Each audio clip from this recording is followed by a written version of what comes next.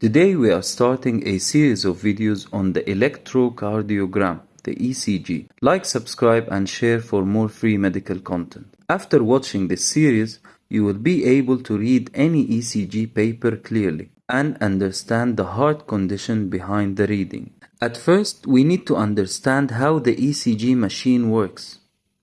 The ECG machine records the electrical activity of the heart. It has nothing to do with the mechanical activity of the heart, meaning that it does not record the heart contraction or relaxation. It only reads the electrical activity. The ECG machine records the electrical activity of the heart through two electrodes.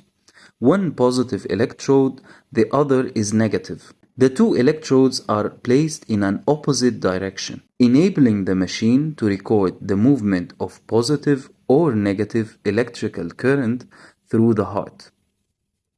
A positive electrical current going towards the direction of the positive electrode will be recorded as a positive wave. A positive electrical current moving away from the positive electrode will be recorded as a negative wave. A negative electrical current moving into the negative electrode will be recorded as a positive wave, while a negative electrical current moving away from the negative electrode will be recorded as a negative wave. And now we know how the ECG machine works. Let's take a look into the myocytes and explore its electrical activity, the action potential. If we measure the action potential of a myocyte during rest, the resting membrane potential, it would equal minus 90 millivolts. So what happens during action potential?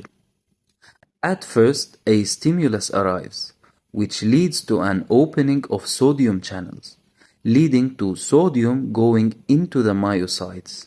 This is called the sodium influx. When sodium enters the myocyte, and because it's a positive ion, it will increase the positivity of the myocyte. The cell would go from minus 90 to minus 70 millivolts. Minus 70 millivolts is what we call the threshold potential, in which an opening of voltage-gated channels is started.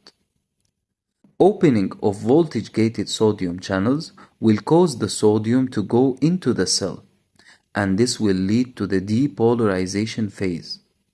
So we could say that the depolarization phase is caused by sodium influx. After the cell becomes positive from the inside, there will be an opening of potassium voltage-gated channels. Because potassium has a higher concentration on the inside of the cell, when these channels open, potassium will move to the outside. This should start the repolarization phase just like the neuronal cell's action potential. But the myocytes have voltage-gated calcium channels that opens at this time. So as the potassium is moving out of the cell, calcium ions are getting into the cell. So we have a positive ion going to the outside and another positive ion going to the inside. And this will lead to what we call the plateau phase. After a while, more potassium voltage-gated channels open, leading to the repolarization phase. And now that we understand the action potential, let's talk about special features of the cardiac muscles. Between the myocytes, there are proteins forming what's called gap junctions. These gap junctions enable the movement of electrical current from one cell into another. We could say that all cardiac cells work as one unit. They contract as a unit. If depolarization started at a point, it will spread to the neighboring cells and then to all the cardiac cells.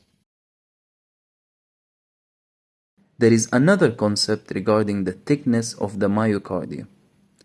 If we took a piece of the myocardium, an electrical current moves towards the positive electrode, the machine will record a positive wave.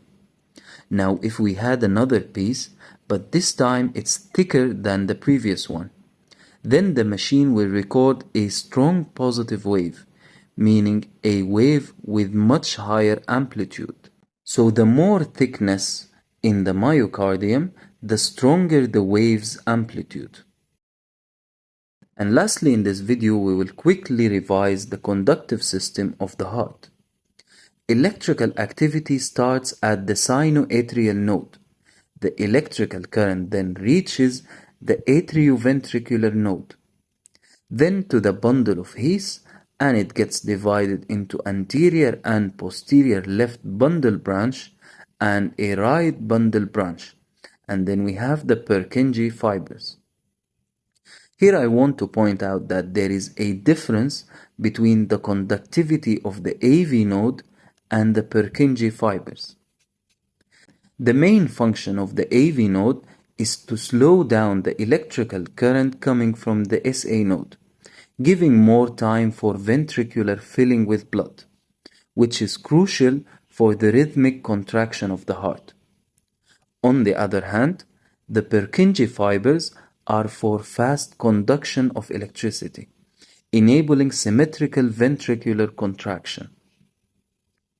The AV node has very high number of cells, with fewer number of gap junctions, causing a slower form of electrical conduction.